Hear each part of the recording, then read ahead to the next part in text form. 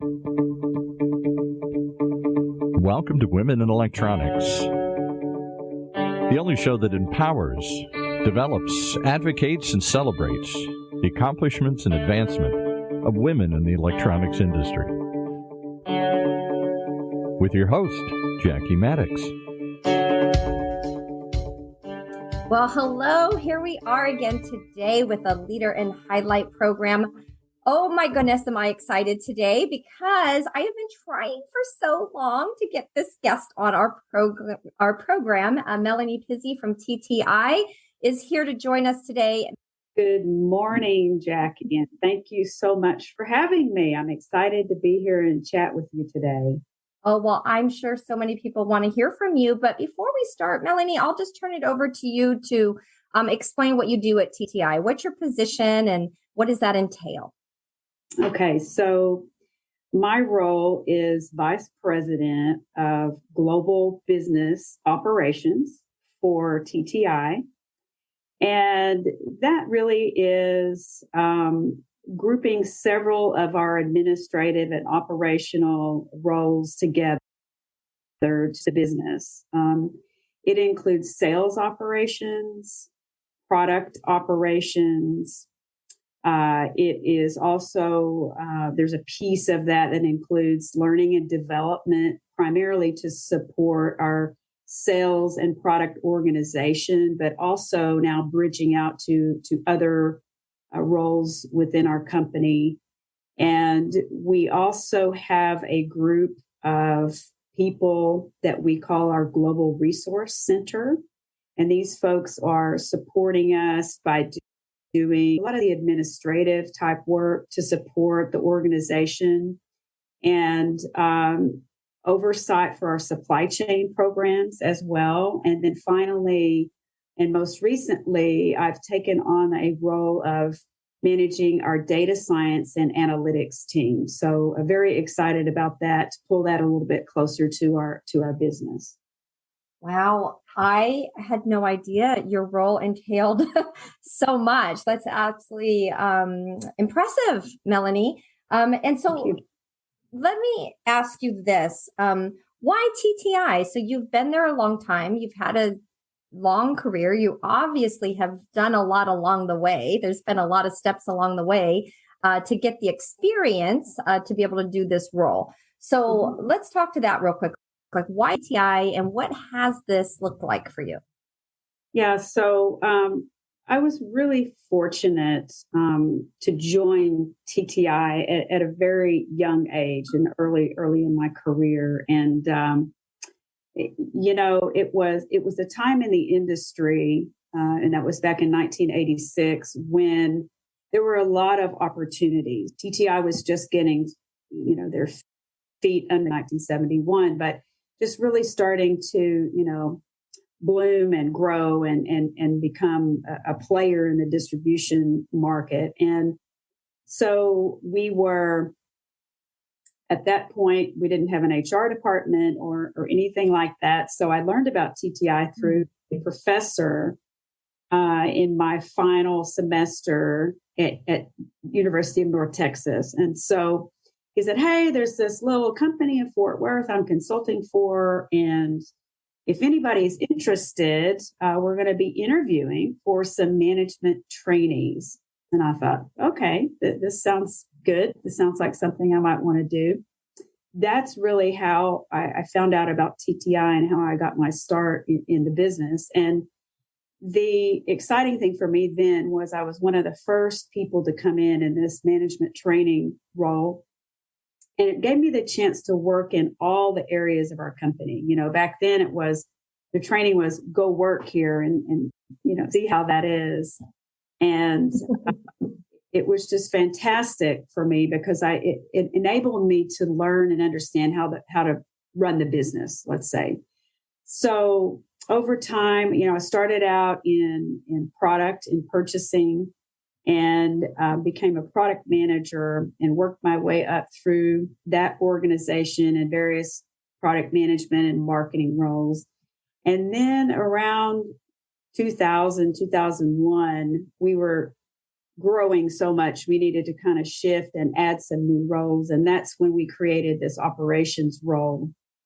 I was very fortunate to be able to grow and to move up, I'll say, in the organization pretty quickly, which has given me so many opportunities. And, TTI has just been a wonderful place to work.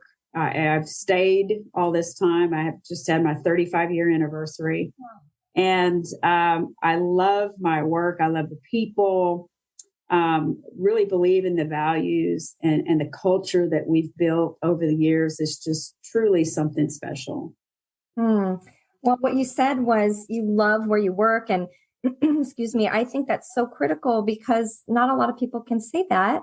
And it seems that the more people I talk to from TTI, everyone seems to love it. It's a very family environment. It's very much of a team effort. I love that spirit in the organization. So let's talk about updating us on what is happening with TTI. So obviously we've gone through a lot in our globe, right? And so I think about TTI sometimes, and I think about the leaders because not only did you endure what everybody else did with COVID, but then you endured a lot of weather issues, this past, 8 months ago or so. And then the loss of your founder, it was like boom, boom, boom, a lot of hits at one time and big hits too. So I just want to talk to that and see how the organization is doing and what the trajectory is from here. Yeah. So great points. And you are absolutely right. It's been a rough go of it for us this year. Everyone has suffered, of course, from COVID, and the supply chain is completely turned upside down. And added to that in some serious weather events that prevented us from, being able to service the customers like we would want to. The loss of Paul Andrews was, of course, significant. And, you say, well, how are you guys continuing on? And how's everything going? I would have to say that, you hear this comment, the bones are good. Mm-hmm. And the cool thing about what Paul has built with this strong foundation and Paul and Mike and others that have worked for the company for so many years, it's just created an environment where we're strong enough that we can continue to move forward. And, it's been hard without Paul. I'll be really honest. He had this presence. Mm-hmm. It's difficult to describe, but it was like a positive force that surrounded us, that gave us confidence and inspiration, and I think the good thing is that he instilled that same positive presence in so many of the leadership that we just kind of picked that up and carried it forward, knowing that that's what Paul would want us to do. So as far as that, it's a day by day thing. We all still miss him very much. But we also know that he would want us to move forward and continue to do all the good work that we had in place when he was here. So, other things going on with us, I think that help us is our longevity of our talent.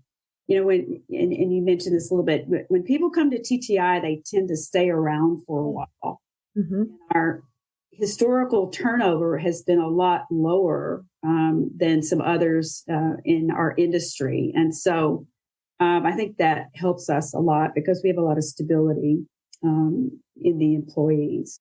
We are, I think, like a lot of other companies now, having challenges with hiring. We've had this massive growth that we're experiencing this year. And honestly, hiring to staff and to support and sustain that has been extremely challenging, particularly in our industry, but also in the local DFW market where our headquarters is. It's been really competitive. So we have hundreds of recs that we're trying to fill. And it's a good problem to have. I don't want to sound like I'm complaining because that's great, but those are some of the challenges we're facing there. A couple other things I want to point out as well. Things that we're having to really focus on are recruiting for new college graduates, bringing in the new talent and keeping things fresh and growing the company. It's also very different. Things are changing. I think we've got to be able to pivot in order to make sure that we're doing all the things that meet the expectations of some of these younger folks that are coming into our industry. So those are a few of the challenges that we're facing at the moment, I would say. Well, okay. So addressing that, when you say people that don't leave TTI, which I know several people who have gone to work for TTI and just always stayed. So I can see that. But what is that magic sauce? What is it that TTI does that potentially other employers don't? Because I do think we have a lot of turnover in our industry, people going from, say, one distributor to another. So what is it that you offer that is so different? And then really beyond that, to address your next comment about the new talent, does that sustain with the new talent coming in, or are you looking at everything overall as like, what do we do as an organization to really change things moving forward? So I know that's a lot packed in that question, but it's an interesting, kind of concept to look at. Right. So, we talk a lot about culture and those kind of things, but I think that the values at TTI have remained the same. Right. And actually, this is our 50-year anniversary for TTI, by the way. I should have mentioned that earlier, which is an amazing thing. But the values are the same and they're very, very strong. The individual has a lot of respect and importance. People are just not a number at TTI. We really want to make everyone feel like they're part of the family. And it is very much like a family environment. We take care of each other. We want to ensure that everybody has a voice, that we listen to what they have to say, and that they feel like they're making a contribution. I think one of the things that we do well is when we bring in a new person into the organization, we have a pretty robust onboarding and training program. And again, I go back to when I first started. It's much better than 35 years ago when I first started, because it's just a full and complete program now. But, we offer, really, it's a full 6 months to almost a year when we have a new person coming into the organization, and we're sharing with them, information about the industry. We really try to, make sure everybody has a good, solid foundation there. We do some in-person learning. We do some self-paced online learning. We have subject matter experts come in from our business to talk about, their area of responsibility, so that the folks that are going through this are really having a good, positive experience to build, that foundation of information so that we can help them be successful. And then beyond that, we allow them to have kind of an immersive experience in having time to spend in all of our departments to understand how that works. And something we've done a lot of work this year on is developing more formal succession plans for our employees. So working through that and making sure, understand, if I want to do a particular thing, what do I need to do now to get myself there and prepare?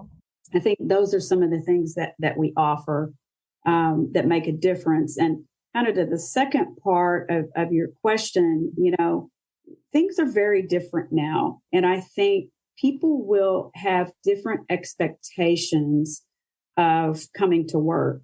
We talked about COVID, and we talked about this past 18 months has just been really an eye-opening experience for us.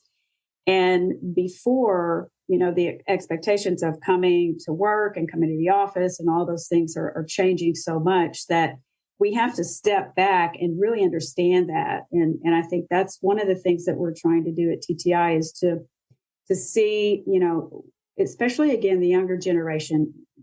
it's not some benefit. It's like expected that you can work remotely, that you have flexibility, that you have an opportunity to, kind of set your own schedule and things like that. And those are the things that I think we really have to pay attention to, particularly as an industry, if we want to continue to attract young talent to come into the organization.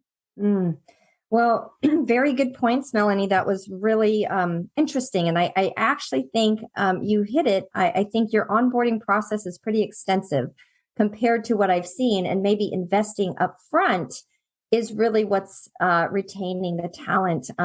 So that's really important to note. But so what we'll do is we are coming close to our time. I feel like, oh my gosh, we're probably going to have to do 3 parts here. So we will end part 1. So happy that you joined us today, but I do want to talk to you about some more in part 2, as far as mentorship and some leadership type of topics. You being a woman in the industry. So I want to get to some of that. So thank you so much for being here today, Melanie. Wonderful. Thank you, Jackie. Okay. Bye-bye.